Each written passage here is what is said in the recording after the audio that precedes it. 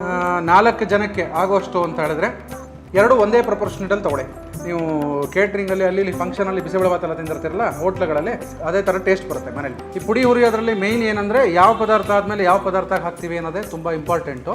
ಎಲ್ಲ ಯಾಕಂದರೆ ಫಸ್ಟೇ ನೀವು ದನಿ ಹಾಕ್ಬಿಟ್ರೆ ಎಲ್ಲ ಕೆಂಪಾಗಿ ಕಪ್ಪಾಗ್ಬಿಡುತ್ತೆ. ನೋಡಿ, 1 ಕಪ್ಗೆ 6 ಕಪ್ ನೀರು ಹಾಕಿದ್ರೆ ನಿಮಗೆ ಕರೆಕ್ಟಾಗಿ ಹದವಾಗಿದೆ. ಇವಾಗ ಏನು ಹುರ್ಕೊಂಡಿದ್ವಲ್ಲ, ಈ ಚಿರೋಟ್ ರವೆ ಇರುತ್ತಲ್ಲ ಆ ಥರ ತರಿ ಪೇಸ್ಟ್ ನೋಡಿ. ಬಿಸಿಬೇಳೆಭಾತಲ್ಲಿ ಏನಂದರೆ ಇವಾಗೆಲ್ಲ ಕುಕ್ಕರ್ಗೆ ಪುಡಿ ಎಲ್ಲ ಕುಕ್ಕರ್ಗೆ ಹಾಕ್ಬಿಟ್ಟು ಕುದಿಸ್ಬಿಡ್ತಾರೆ, ಒಂದೇ ಸಲ 2 ವಿಸಿಲ್ ಹೊಡಿಸ್ಬಿಡ್ತಾರೆ. ಅವಾಗ ಏನಾಗುತ್ತೆ, ನಿಮಗೆ ಬಿಸಿಬೇಳೆಭಾತು ಆ ಘಮ್ ಅಂತ ಇರುತ್ತಲ್ಲ, ಆ ಸ್ಮೆಲ್ ಬರಲ್ಲ, ಘಮ ಬರಲ್ಲ.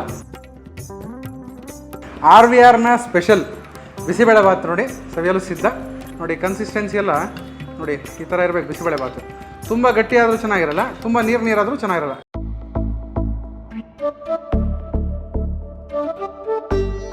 ನಮಸ್ಕಾರ ಸ್ನೇಹಿತರೆ, ನನ್ನ ಹೆಸರು ವಿನಯ್ ಶ್ರೀನಿವಾಸ್ ಅಂತ. RVR ಕೇಟರರ್ಸ್ ಅಂತ, ನಮ್ಮ ತಂದೆಯವರು ರಂಗನಾಥ ಅಯ್ಯಂಗಾರ್ ಅಂತ. ತುಂಬ ನೀವೆಲ್ಲ ನೋಡಿರ್ತೀರ ಸುಮಾರು ವೀಡಿಯೋಗಳಲ್ಲಿ. ನಾವು ಅವ್ರ ಮಗ. ಈಗ RVR foods and beverages private limited ಏನಿದೆಯೋ ಈ ಕೇಟ್ರಿಂಗ್ ಸರ್ವಿಸಸ್ನ ನಾನೇ ಪೂರ್ತಿ ನಿಂತ್ಕೊಂಡು ನೋಡ್ಕೊಳ್ತಾ ಇದ್ದೀನಿ.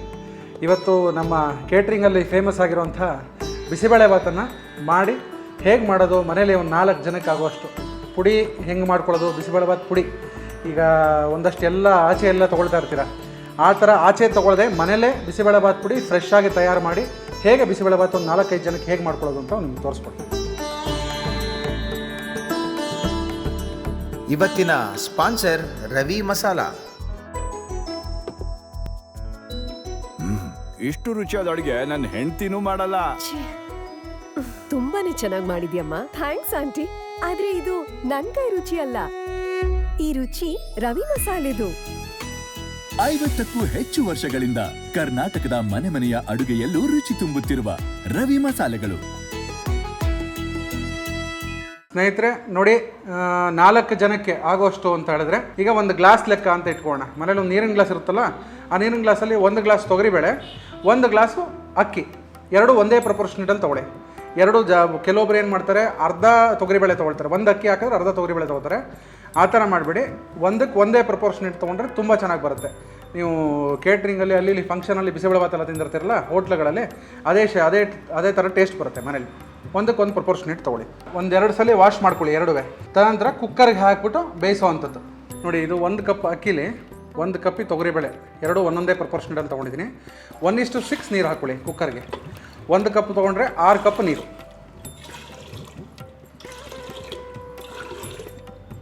ನೋಡಿ 6 ಕಪ್ ನೀರು ಹಾಕಿದ್ದೀನಿ.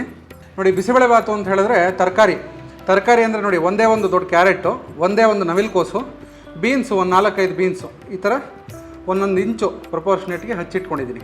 ಕುಕ್ಕರ್ಗೆ ಈ ತರಕಾರಿನೂ ತೊಳೆದಿಟ್ಕೊಂಡಿದ್ದೀನಿ, ಹಚ್ಚಿ ಇದನ್ನು ಹಾಕ್ಕೊಳ್ತೀನಿ. ಇದಕ್ಕೆ 1 ಚಿಟಿಕೆ ಅರಶಿನ, ಇದೆಲ್ಲ ಹದವಾಗಿ ಬ್ಲೆಂಡ್ ಆಗಬೇಕು ಅನ್ನೋದಕ್ಕೋಸ್ಕರ ಎಣ್ಣೆ ಸ್ವಲ್ಪ ಹಾಕ್ತೀನಿ. 3 ಚಮಚದಷ್ಟು ಎಣ್ಣೆ. ಕುಕ್ಕರ್ 2 ವಿಸಿಲ್ ಹೊಡಿಲಿ. ಅಷ್ಟರೊಳಗೆ ಆ ಪುಡಿ, ಬಿಸಿಬೇಳೆಭಾತ್ ಪುಡಿ ಹೇಗೆ ರೆಡಿ ಮಾಡ್ಕೊಳ್ಳೋದು ಅನ್ನೋದು ತೋರಿಸ್ಕೊಡ್ತೀನಿ. ಸ್ವಲ್ಪ ಎಣ್ಣೆ ಹಾಕ್ಕೊಳ್ಳಿ, ಜಾಸ್ತಿ ಬೇಡ. 2 ಟೀ ಸ್ಪೂನಷ್ಟು ಎಣ್ಣೆ, ಸ್ವಲ್ಪ ಮೆಂತ್ಯ ಘಮಕ್ಕೆ. ಮೆಂತ್ಯದ ಜೊತೆಗೆ ನೋಡಿ 2 ಟೀ ಸ್ಪೂನಷ್ಟು ಉದ್ದಿನಬೇಳೆ, 1 ಟೀ ಸ್ಪೂನಷ್ಟು ಕಡಲೆಬೇಳೆ, ನೋಡಿ 2 ಇಂಚಷ್ಟು ಚಕ್ಕೆ, 3 ಏಲಕ್ಕಿ, 2-3 ಲವಂಗ, 4-5 ಮೆಣಸು, 1 ಟೀ ಸ್ಪೂನಷ್ಟು ಜೀರಿಗೆ. ಒಂದ್ಸಲ ಹಾಗೆ ಬಾಡಿಸ್ಕೊಡಿ. ಸ್ವಲ್ಪ ಕೆಂಪಗಾದ್ಮೇಲೆ ಗೋಲ್ಡನ್ ಬ್ರೌನ್ ಕಲರ್ ಆದಮೇಲೆ ಇದಕ್ಕೆ ಬ್ಯಾಡಗಿ ಮೆಣಸಿನ್ಕಾಯಿ ಒಂದು 10-12 ಲೆಕ್ಕ ಮಾಡಿ ಹಾಕ್ಕೊಳ್ಳಿ, ಜಾಸ್ತಿ ಏನು ಹಾಕೋಬೇಡಿ. ನಿಮಗೆ ಖಾರ ಇಷ್ಟಪಡೋರಾದರೆ ಸ್ವಲ್ಪ ಗುಂಟೂರು ಮೆಣಸಿನ್ಕಾಯಿ ಮಿಕ್ಸ್ ಮಾಡ್ಕೋಬೋದು. ಕರೆಕ್ಟಾಗಿ ಬಿಗಿ ಹಿಡಿದು ಒಳಮುಷ್ಟಿ 1 ಮುಷ್ಟಿ ಧನಿಯಾ ಹಾಕ್ತಾಯಿದ್ದೀನಿ.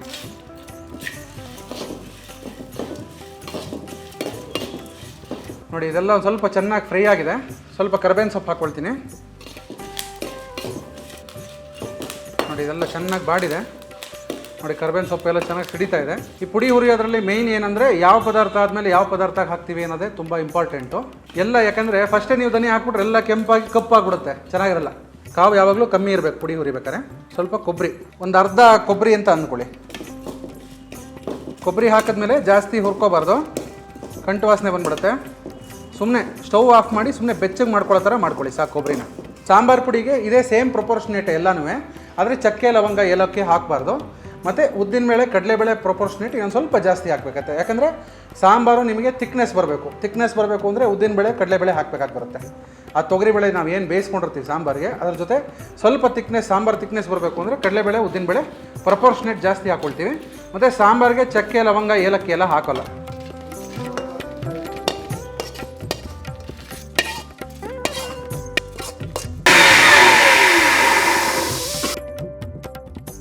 ನೋಡಿ ಇದು ಪುಡಿ ಇವಾಗ ಏನು ಹುರ್ಕೊಂಡಿದ್ವಲ್ಲ ಎಲ್ಲ ಪುಡಿನ ಮಿಕ್ಸಿಲಿ ಒಂದು ರಫ್ ತರಿ ಪೇಸ್ಟ್ ಮಾಡ್ಕೊಂಡಿದ್ದೀನಿ. ಈ ಚಿರೋಟ್ ರವೆ ಇರುತ್ತಲ್ಲ ಆ ಥರ ತರಿ ಪೇಸ್ಟ್ ನೋಡಿ. ನೀವು ನೋಡ್ದಂಗೆ ಇವಾಗ ಸುಮಾರು ಒಂದು 5-6 ನಿಮಿಷದೊಳಗಡೆ ಒಂದು ಕಡೆ ಕುಕ್ಕರ್ಗಿಟ್ಟು ಒಂದು ಕಡೆ ಪುಡಿ ರೆಡಿ ಮಾಡ್ಕೊಂಡಿದ್ದೀವಿ. ಇನ್ನೊಂದು 5 ನಿಮಿಷದೊಳಗಡೆ ಕುಕ್ಕರ್ ಆರಿದ್ಮೇಲೆ ಒಂದು 5 ನಿಮಿಷದೊಳಗಡೆ ಬಿಸಿಬೇಳೆಭಾತ್ ರೆಡಿ ಆಗ್ಬಿಡುತ್ತೆ. ನೋಡಿ ಇದು ಒಂದು ನಿಂಬೆಹಣ್ಣು ಗಾತ್ರ ಹುಣಸೆಹಣ್ಣು. ನಿಮ್ಮ 4 ಜನಕ್ಕೆ 1 ಕಪ್ ಅಕ್ಕಿ 1 ಕಪ್ ತೊಗರಿಬೇಳೆಗೆ 1 ನಿಂಬೆಹಣ್ಣು ಗಾತ್ರ ಹುಣಸೆಹಣ್ಣು ನೀರಲ್ಲಿ ನೆನೆಸಿ ಒಂದು ಅರ್ಧ ಮುಕ್ಕಾಲು ಗಂಟೆ ನೆನೆಸ್ಕೊಂಡು ನೀವು ಶುರು ಮಾಡೋಕ್ಕೂ ಮುಂಚೆ ನೆನೆಸ್ಕೊಂಡ್ರು ಸಾಕು, ತುಂಬ ಏನು ನೆನೆಸೋ ಅವಶ್ಯಕತೆ ಇಲ್ಲ. ಅದನ್ನು ಫಿಲ್ಟ್ರ್ ಮಾಡಿ ಇಟ್ಕೋಬೇಕು. ಸರ್ ನಾನು ಬಂದು BCom ಓದಿರೋದು. BCom ಓದಿ ಬೇರೆ ಕಡೆನೂ ಕೆಲಸಕ್ಕೆ ಹೋಗಿದ್ದೆ ಒಂದು 5-6 ತಿಂಗಳು.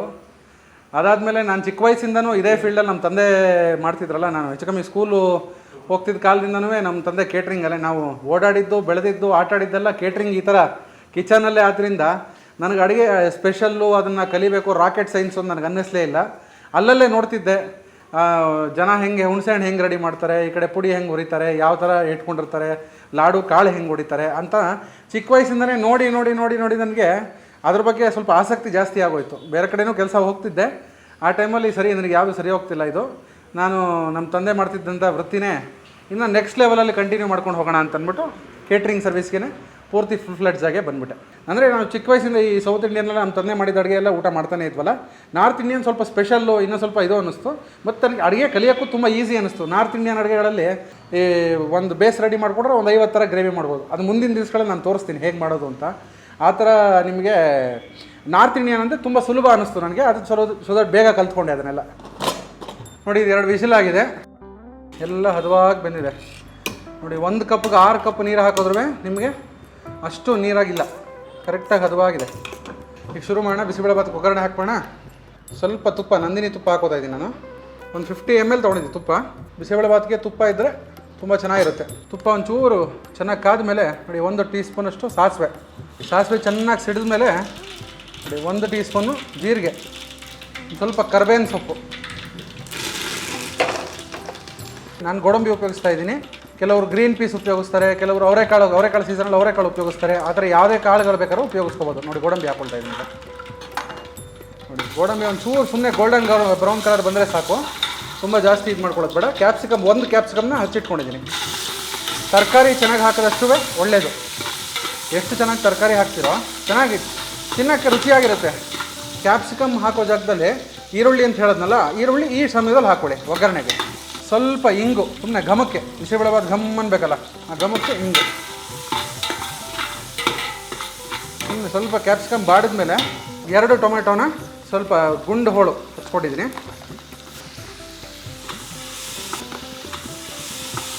ಯಾವಾಗಲೂ ಅಷ್ಟೇ ಟೊಮೆಟೊ, ಹುಣಸೆಹಣ್ಣು ಅಥವಾ ಹುಳಿ, ನಿಂಬೆಹಣ್ಣು ಅಂಶ ಯಾವ್ದಾರ ಬೇಳೆ ಜೊತೆಗೆ ಬೇಯಕ್ಕೆ ಹಾಕಬೇಕು ಅಂದರೆ ಬೇಳೆ ನಿಮಗೆ ಹದವಾಗಿ ಬೇಗ ಬೇಯಲ್ಲ, ಟೈಮ್ ತೊಗೊಳುತ್ತೆ. ನೋಡಿ ಆವಾಗಲೇ ನಿಮಗೆ ಹೇಳಿದ್ನಲ್ಲ, 1 ನಿಂಬೆಹಣ್ಣು ಗಾತ್ರದ್ದು ಹುಣಸೆಹಣ್ಣನ್ನ ಕಿವುಚಿಟ್ಕೊಂಡಿದ್ದೀನಿ, ಅದರಲ್ಲಿ ಹಾಕ್ಕೊಳ್ತಾ ಇದ್ದೀನಿ. ಈಗ ಟೊಮೆಟೊ ಸ್ವಲ್ಪ ಚೆನ್ನಾಗಿ ಬಾಡಿದ ಮೇಲೆ ಹುಣಸೆಹಣ್ಣು ಹಾಕ್ಕೊಳ್ಳಿ. ಹುಣಸೆಹಣ್ಣು ಚೆನ್ನಾಗಿ ಕುದಿಬೇಕು, ಹಸಿ ವಾಸನೆ ಹೋಗಬೇಕು. ಅದ್ರ ಜೊತೆಗೆ ಬೆಲ್ಲ, ನೀವು ಹುಣಸೆಹಣ್ಣು ಎಷ್ಟು ತೊಗೊಂಡಿರ್ತೀರೋ ಸೇಮ್ ಅದೇ ಪ್ರಪೋರ್ಷನೇಟಲ್ಲಿ ಬೆಲ್ಲ ತೊಗೊಳ್ಳಿ. ನೋಡಿ ಆವಾಗಲೇ ಪುಡಿ ಹುರ್ಕೊಂಡ್ವಲ್ಲ ಬಿಸಿಬೇಳೆಭಾತ್ ಪುಡಿ, ನಾನು ಕರೆಕ್ಟಾಗಿ 4 ಜನಕ್ಕೆ ಅವಾಗ ಏನು ಪ್ರಪೋರ್ಷನ್ ಇಡಬೇಕು ಅಷ್ಟೇ ಹುರಿದಿರೋದು ಪುಡಿ, ಜಾಸ್ತಿ ಹುರಿದಿಲ್ಲ. ಅದನ್ನಷ್ಟು ಹಾಕೊಂಬೋಣ. ಈಗ ಇದ್ರ ಮೇಲೆ ಸುಮ್ಮನೆ ಬಾಯಿ ರುಚಿಗೋಸ್ಕರ ಸ್ವಲ್ಪ ಕೊಬ್ಬರಿ ಹಾಕ್ಕೊಳ್ತಾ ಇದ್ದೀನಿ. ಆವಾಗಲೇ ಪುಡಿಗೂ ಹಾಕಿದ್ದೆ, ಅದ್ರ ಜೊತೆಗೆ ಪುಡಿ ಹಾಕಿ ಸುಮ್ಮನೆ ಒಂದು 2 ಸಲ ತಿರುಗಿಸ್ಬಿಟ್ಟು ಸ್ವಲ್ಪ ನೀರು ಹಾಕೋಣ. ಆ ಟೊಮೆಟೊ ಪುಡಿ ಎಲ್ಲ ಒಂದು ಸ್ವಲ್ಪ ಕುದಿ ಬರಬೇಕಲ್ಲ, ಅಲ್ಲಿಗೆ 6 ಕಪ್ ಹಾಕಿದ್ದೆ, ಇಲ್ಲಿ 4 ಕಪ್ ಎಕ್ಸ್ಟ್ರಾ ಹಾಕ್ಕೊಳ್ತಿದ್ದೀನಿ. ಇದಕ್ಕೆ ನಾವು ಅರ್ಧ kg ತೊಗೊಂಡಿದ್ದೀವಲ್ಲ, ಹೆಚ್ಚು ಕಮ್ಮಿ ಬೇಳೆ ಅಕ್ಕಿ ಎಲ್ಲ ಸೇರಿ ಒಂದು ಅರ್ಧ kg ಎಷ್ಟಿದೆಯಲ್ಲ, ನಾನೊಂದು 25 ಗ್ರಾಮ್ ಅಷ್ಟು ಉಪ್ಪು ಹಾಕ್ಕೊಂಡಿದ್ದೀನಿ.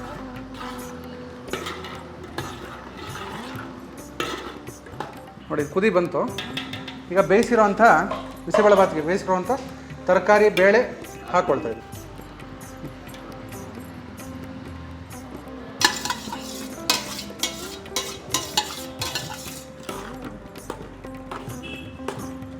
ನೋಡಿ ಅವಾಗಲೇ 4 ಕಪ್ ಅಂತ ಹೇಳಿದ್ನಲ್ಲ, ಸ್ವಲ್ಪ ಕಮ್ಮಿ ಆಯಿತು. ನಾನು ಸ್ವಲ್ಪ ನೀರು ಹಾಕ್ಕೊಂಡಿದ್ದೀನಿ. ಬಿಸಿಬೇಳೆ ಭಾತಲ್ಲಿ ಏನಂದರೆ ಇವಾಗೆಲ್ಲ ಕುಕ್ಕರ್ಗೆ ಪುಡಿ ಎಲ್ಲ ಕುಕ್ಕರ್ಗೆ ಹಾಕ್ಬಿಟ್ಟು ಕುದಿಸ್ಬಿಡ್ತಾರೆ, ಒಂದೇ ಸಲ 2 ವಿಸಿಲ್ ಓಡಿಸ್ಬಿಡ್ತಾರೆ. ಅವಾಗ ಏನಾಗುತ್ತೆ, ನಿಮಗೆ ಬಿಸಿಬೇಳೆ ಭಾತು ಆ ಘಮ್ ಅಂತ ಇರುತ್ತಲ್ಲ, ಆ ಸ್ಮೆಲ್ ಬರೋಲ್ಲ, ಘಮ ಬರೋಲ್ಲ. ನೀವು ಈ ಥರ ಲಾಸ್ಟಿಗೆ ಪುಡಿ ಒಗ್ಗರಣೆ ಹಾಕ್ಬಿಟ್ಟು ಅದ್ರ ಇವಾಗ ಬೇಯಿಸಿರೋವಂಥ ಪದಾರ್ಥಗಳು ಹಾಕಿ ಸುಮ್ಮನೆ ಒಂದು 2 ಸಲ ಬಾಡಿಸ್ಬಿಟ್ಟು ಇದನ್ನು ಜಾಸ್ತಿ ಕುದಿಸ್ಬಾರ್ದು. ಸುಮ್ಮನೆ ಒಂದು 2 ಕುದಿ ಬಿಸಿ ಆದರೆ ಸಾಕಿದು. ಯಾಕಂದರೆ ಪುಡಿ ಹುರಿದಿರ್ತೀವಿ ಚೆನ್ನಾಗಿ ಎಣ್ಣೆ ಹಾಕ್ಕೊಂಡು, ಅದನ್ನು ತಿರ್ಗಾ ಕುದಿಸಿ ಅದರಲ್ಲಿರೋ ಸಾರ ಎಲ್ಲ ಹೋಗ್ಬಿಟ್ಟು ಘಮ ಎಲ್ಲ ಹೋಗ್ಬಿಟ್ರೆ ನೀವು ಬಿಸಿಬೇಳೆ ಭಾತ ಅಷ್ಟು ಘಮ ಬರೋಲ್ಲ, ರುಚಿ ಬರೋಲ್ಲ. ಸೊ ದಟ್ ಸುಮ್ಮನೆ ಒಂದು 2 ಕುದಿ ಬೆಚ್ಚಗಾದರೆ ಸಾಕಿದು. ಕೆಲವರು ಕಡಲೆಕಾಯಿ ಬೀಜ ಹಾಕ್ತಾರೆ, ಕೆಲವರು ಹಸಿ ಬಟಾಣಿ ಹಾಕ್ತಾರೆ. ಈ ಅವರೆಕಾಯಿ ಸೀಸನಲ್ಲಿ ಕೆಲವರು ಅವರೆಕಾಯಿ ಹಾಕ್ತಾರೆ, ಕೆಲವರು ಡಬಲ್ ಬೀನ್ಸ್ ಹಾಕ್ತಾರೆ. ಈ ಥರ ಯಾವುದೇ ಕಾಳುಗಳು ಬೇಕಾದ್ರೂ ಈ 4ಕ್ಕೆ ಸೂಟ್ ಆಗೋವಂಥದ್ದು ಬಿಸಿಬೇಳೆ ಭಾತಿಗೆ ಇನ್ನು ಯಾವ ಕಾಳು ಸೂಟ್ ಆಗೋಲ್ಲ. ಈ 4 ಕಾಳನ್ನ ನೀವು ಕುಕ್ಕರ್ಗೆ ಅವಾಗಲೇ ಬೇಳೆ ಜೊತೆ ಹಾಕಿದ್ರಲ್ಲ, ಆ ಟೈಮಲ್ಲಿ ತರಕಾರಿ ಏನು ಹಾಕ್ತಿರೋ ಅದ್ರ ಜೊತೆ ಈ ಬಟಾಣಿ ಆಗಿರ್ಬೋದು. ಬಟಾಣಿ ಆದರೆ ನಿಮಗೆ ಕ್ಯಾಪ್ಸಿಕಮ್ ಉರಿಯೋ ಜಾಗದಲ್ಲಿ ಹುರ್ಕೋಬೋದು. ಬೇರೆ ಅದು ಫ್ರೋಝನ್ ಬಟಾಣಿ ಆದರೆ, ನೆನೆಸಿರೋ ಬೇಯಿಸೋ ಬಟಾಣಿ ಆದರೆ ನಿಮ್ಮ ಕುಕ್ಕರಲ್ಲೇ ಹಾಕ್ಕೊಳ್ಳಿ. ಅಥವಾ ಕಡಲೆಕಾಯಿ ಬೀಜ ಏನಾರು ಹಾಕಬೇಕು, ಕಡಲೆಕಾಯಿ ಬೀಜ ಚೆನ್ನಾಗಿರುತ್ತೆ ಬಿಸಿಬೇಳೆ ಭಾತ್ ಜೊತೆಗೆ ಅನಿಸಿದ್ರೆ ಅದನ್ನು ಕುಕ್ಕರಲ್ಲೇ ಹಾಕ್ಕೊಳ್ಳಿ. ಆಮೇಲೆ ಫ್ರೈ ಮಾಡಿ ಹಾಕೋದು ಅವೆಲ್ಲ ತುಂಬ ಚೆನ್ನಾಗಿರಲ್ಲ ಅಷ್ಟು. ಚೆನ್ನಾಗಿ ಹದವಾಗಿ ಕುದೀತಾ ಇದೆ ನೋಡಿ, ಕಾಣಿಸ್ತಿದೆಯಲ್ಲ, ಒಳ್ಳೆ ಘಮ ಬರ್ತಿದೆ. ಸ್ಟವ್ ಆಫ್ ಮಾಡಿಬಿಟ್ಟು ನೋಡಿ, ಸ್ವಲ್ಪ ಕೊತ್ತಂಬರಿ ಸೊಪ್ಪು ಹಚ್ಚಿ ತೊಳೆದಿಟ್ಕೊಂಡಿದ್ದೀನಿ, ಸ್ವಲ್ಪ ಹಾಕ್ಕೊಳ್ತಾ ಇದ್ದೀನಿ. ನಿಮಗೆ ಮಾಡೋಕ್ಕೂ ಮುಂಚೆ ಇದೇನಪ್ಪ ಇಷ್ಟೇ ಒಂದೇ ಒಂದು ಲೋಟ ಇಷ್ಟು ಸಾಕಾಗುತ್ತೆ ಎಲ್ರಿಗೂ ಅಂತ ಅನಿಸುತ್ತೆ. ಹೆಚ್ಚು ಕಮ್ಮಿ ಒಂದು ಗ್ಲಾಸ್ ಅಕ್ಕಿಗೆ 10 ಗ್ಲಾಸ್ ನೀರು ಸೇರಿದಂಗೆ ಆಯಿತು. ಇದು ಲಿಕ್ವಿಡ್ ಅಂಶ ಜಾಸ್ತಿ ಅಲ್ವಾ, ಸೊ ದಟ್ ನಿಮಗೆ ಪೋರ್ಷನು ಜಾಸ್ತಿ ಪೋರ್ಷನ್ ಆಗುತ್ತೆ ಇದರಲ್ಲಿ.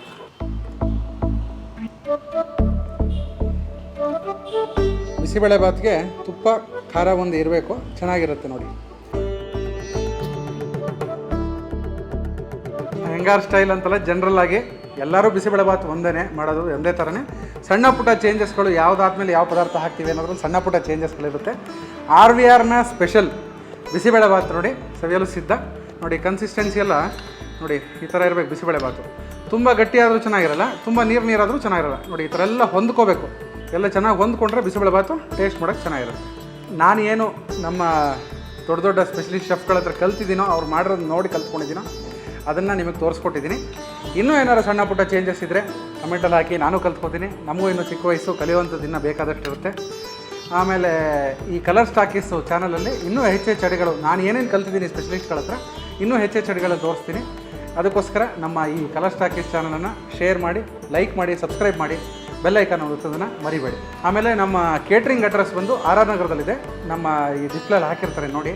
ಮದುವೆ, ಮುಂಜಿ, ಗೃಹ ಪ್ರವೇಶ, ಯಾವುದೇ ಈವೆಂಟ್ಸ್ಗಳಿರ್ಬೋದು, ಬರ್ತ್ಡೇ ಪಾರ್ಟೀಸ್ ಆಗಲಿ ಅಥವಾ ನಿಮ್ಮ ಕಾರ್ಪೊರೇಟ್ ಅಕೇಷನ್ಸ್ ಆಗಲಿ, ಯಾವುದೇ ಈವೆಂಟ್ಸ್ ಇದ್ದರೂ south Indian, north Indian, Chinese, ಎಲ್ಲ ಥರ ವಿವಿಧ ಅಡುಗೆಗಳನ್ನು, ಬರೀ ವೆಜಿಟೇರಿಯನ್ ಮಾತ್ರ, ಬ್ರಾಹ್ಮಣರ ಶೈಲಿ ಅಂತ ಅಂದ್ಕೋಬೇಡಿ. ನಮ್ಮ ಕೇಟ್ರಿಂಗಲ್ಲಿ ಎಲ್ಲ ಥರ ಅಡುಗೆಗಳು, ಎಲ್ಲ ರುಚಿಯಾದ ಎಲ್ಲ ಬಗೆಯ ಅಡುಗೆಗಳನ್ನ ಮಾಡಿಕೊಡ್ತೀವಿ.